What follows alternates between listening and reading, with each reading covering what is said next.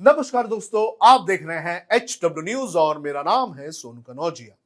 कर्नाटक में विधानसभा चुनाव का प्रचार खत्म हो चुका है। अब कल यानी कि 10 तारीख को कर्नाटक की जनता सरकार बनाने के लिए वोट डालेगी, लेकिन सरकार किसकी बनेगी ये देखना बेहद ज्यादा जरूरी है। ओपिनियन पोल्स की अगर बात करें तो कुछ ओपिनियन पोल्स कांग्रेस को यहां पर बहुमत देते हुए नजर आ रहे हैं, तो कुछ ओपिनियन पोल्स जो है वो बीजेपी के खाते में जाते हुए नजर आ रहे हैं। लेकिन इस चुनाव की अगर बात करें तो इस चुनाव में काफी सारे मुद्दे देखने मिले। आज इस शो में हम आपको बताएंगे कि इस चुनाव में कौन कौन से मुद्दों पर सबसे ज्यादा चर्चा हुई। लेकिन उसके पहले मेरी आपसे अपील है कि आप इस वीडियो को बड़े पैमाने पर शेयर करें और जिन मुद्दों की मैं बात कर रहा हूं उन मुद्दों पर अपनी राय हमें जरूर साझा करें। सबसे पहले बात करेंगे बजरंग दल की। बजरंग दल की अगर बात करें तो कांग्रेस ने अपने मैनिफेस्टो में बजरंग दल और पीएफआई जैसे संगठनों को बैन करने की बात कही थी, और जैसे ही बजरंग दल को बैन करने की जानकारी सामने आई उसके बाद बीजेपी इस चुनाव में हावी होती हुई नजर आई। आपको बता दें कि जब तक कांग्रेस ने इसका ऐलान नहीं किया था उसके पहले कर्नाटक में बीजेपी का जो कैंपेन था वो काफी एग्रेसिव नहीं था, लेकिन जैसे ही बजरंग दल को बैन करने की बात मैनिफेस्टो में कांग्रेस ने कही उसके बाद बीजेपी का कैंपेन एग्रेसिव हो गया। प्रधानमंत्री नरेंद्र मोदी तक ने इस मुद्दे को लेकर भी कांग्रेस को घेरने का काम किया। इसके बाद जो बीजेपी के कार्यकर्ता थे वो जो है हनुमान चालीसा करने लगे। कांग्रेस के दफ्तरों के बाहर जाकर उन्होंने हनुमान चालीसा का पाठ किया। तो सबसे ज्यादा चर्चा अगर इस चुनाव में किसी चीज को लेकर हुई है तो वो बजरंग दल को बैन करने के फैसले को लेकर हुई है। दूसरा मुद्दा जो इस चुनाव में सबसे ज्यादा चर्चा में रहा वो मुद्दा है द केरला स्टोरी फिल्म का। आपको बता दें कि इस फिल्म को लेकर कंट्रोवर्सीज खत्म होने का नाम नहीं ले रही है, और जो फिल्म की स्टोरी लाइन है उस स्टोरी लाइन का इस्तेमाल बीजेपी ने इस चुनाव के प्रचार में जमकर किया। आपको बता दें कि खुद प्रधानमंत्री नरेंद्र मोदी ने अपने चुनाव के प्रचार में द केरला स्टोरी फिल्म का जिक्र किया। दरअसल इस फिल्म की अगर बात करें तो इस फिल्म को लेकर काफी सवाल उठ रहे हैं। इस फिल्म में यह दावा किया गया है कि ये फिल्म जो है वो केरल से जो हिंदू लड़कियां कन्वर्ट हुई हैं उनकी जो है कहानी बताता है।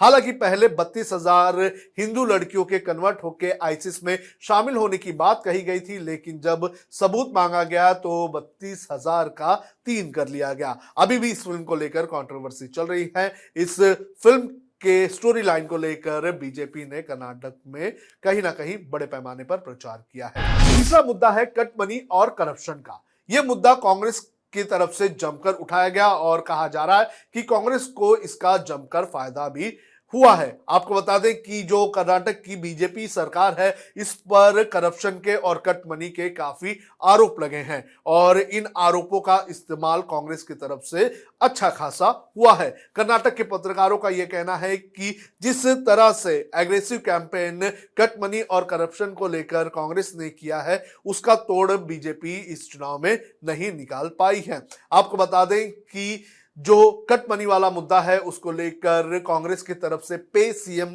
का एक कैंपेन भी चलाया गया था, और इस कैंपेन का काफी ज्यादा असर भी इस चुनाव में हमें देखने मिला है। वहीं अगर कर्नाटक के पत्रकारों की माने तो उनका कहना है कि कर्नाटक में बगैर करप्शन के कोई भी काम नहीं होता है। तो कांग्रेस के लिए ये जो कट मनी वाला मुद्दा है ये कहीं ना कहीं एक ब्रह्मास्त्र की तरह इस चुनाव में साबित हुआ है। इस चुनाव में चौथा सबसे बड़ा मुद्दा रहा है जिस पर सबसे ज्यादा चर्चा हुई है, तो वो मुद्दा रहा है नेताओं को गालियां देने का। आपको बता दें कि मल्लिकार्जुन खड़गे ने जिस तरह से प्रधानमंत्री नरेंद्र मोदी की तुलना जहरीले सांप से की थी, तो उसके बाद लगातार ये मुद्दा बढ़ता चला गया। प्रधानमंत्री नरेंद्र मोदी ने कांग्रेस पर हमला करते हुए यह कहा कि कांग्रेस की तो ये आदत ही है, 100 के आसपास बार गालियां कांग्रेस के नेताओं ने प्रधानमंत्री को दी है। तो गालियों वाला मुद्दा भी इस चुनाव में जमकर उठा। वहीं बात करें रिजर्वेशन का, तो रिजर्वेशन का मुद्दा भी इस चुनाव में काफी हावी रहा। आपको बता दें कि बीजेपी पर यह आरोप लग रहा है कि बीजेपी ने जो मुसलमानों का जो रिजर्वेशन था वो उठाकर जो लिंगायत ग्रुप का एक जो ग्रुप है उसे दे दिया। तो रिजर्वेशन पर भी जो है काफी ज्यादा हंगामा इस चुनाव में हुआ। आखिरी मुद्दा जो इस चुनाव में सबसे ज्यादा चर्चा में रहा है वो मुद्दा है डेवलपमेंट का। दरअसल डेवलपमेंट के मुद्दे पर कांग्रेस ने बीजेपी पर जमकर निशाना साधा है। कांग्रेस ने कर्नाटक में जिस तरह से पानी भर जाता है, कर्नाटक में जिस तरह से ट्रैफिक का मुद्दा है, कर्नाटक में जिस तरह से इंफ्रास्ट्रक्चर का मुद्दा है, इन सभी मुद्दों को लेकर बीजेपी पर जमकर निशाना साधा है। कहा यह भी जाता है कि जिस तरह से कांग्रेस ने ये सारे मुद्दे उठाए हैं, उन मुद्दों का तोड़ बीजेपी के पास नहीं रहा है। कर्नाटक में जिस तरह से बाढ़ आ जाती है, पानी भर जाता है सड़कों पर, जिस तरह से ट्रैफिक की समस्या है, इन मुद्दों को कांग्रेस ने जमकर उठाया है। तो ये कुछ ऐसे मुद्दे हैं जिनको लेकर कर्नाटक में जमकर प्रचार हुआ है। अब देखना ये जरूरी है, जब कर्नाटक की जनता वोट देने जाएगी तो कौन से मुद्दों पर कर्नाटक की जनता वोट देती है। और देखना ये भी जरूरी है कि जब 13 तारीख को चुनाव के नतीजे आएंगे तो कर्नाटक की जनता किसे सत्ता के सिंहासन पर बैठाती है। आपको क्या लगता है कि कौन सी पार्टी का पलड़ा भारी है? आप हमें कमेंट करके जरूर बताएं।